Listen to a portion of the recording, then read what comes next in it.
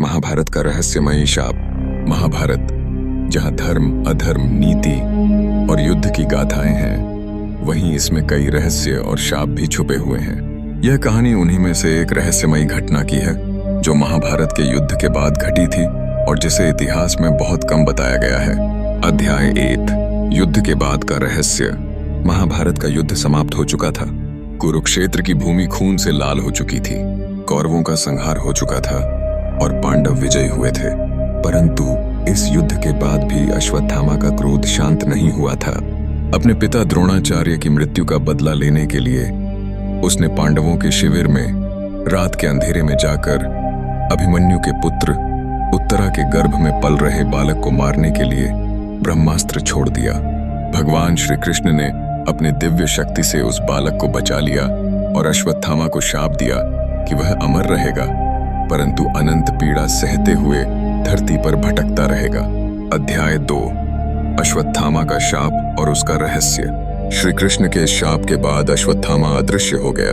किंवदंतियों के अनुसार वह अभी भी धरती पर जीवित है और एक भटकती आत्मा के रूप में युगों से पीड़ा सह रहा है। कई संतों और यात्रियों ने कहा है कि उन्होंने एक अज्ञात, विशालकाय और तेजस्वी व्यक्ति को जंगलों और गुफाओं में देखा है, जिसके माथे पर एक गहरा घाव है और जो किसी से बात नहीं करता। कहा जाता है कि मध्य प्रदेश के अश्वत्थामा मंदिर में हर सुबह एक व्यक्ति आता है जो मुंह से कुछ नहीं बोलता, मगर मंदिर के शिवलिंग पर जल चढ़ाकर चला जाता है। वहां के पुजारियों का कहना है कि वह कोई आम व्यक्ति नहीं, बल्कि अश्वत्थामा ही है, जो अपनी मुक्ति के लिए शिव की आराधना करता है। अध्याय 3, हिमालय की गुफाओं में छुपा रहस्य। कुछ योगियों का मानना है कि अश्वत्थामा आज भी हिमालय की गुफाओं में तपस्या कर रहा है।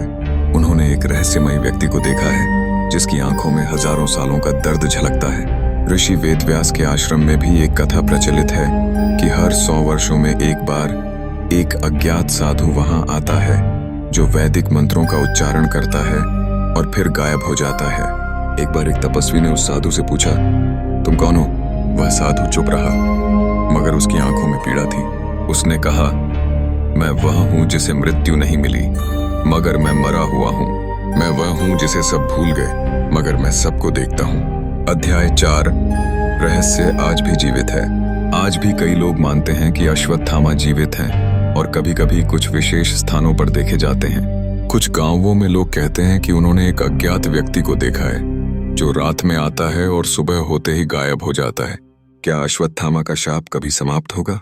क्या कोई उसे मुक्ति दिला सकेगा? यह रहस्य आज भी अनसुलझा है। अगर कभी आपको किसी गुफा या जंगल में एक अज्ञात साधु मिले, जिसकी आंखों में अनंत पीड़ा हो और माथे पर एक रहस्यमयी घाव, तो क्या आप उससे पूछने की हिम्मत करेंगे?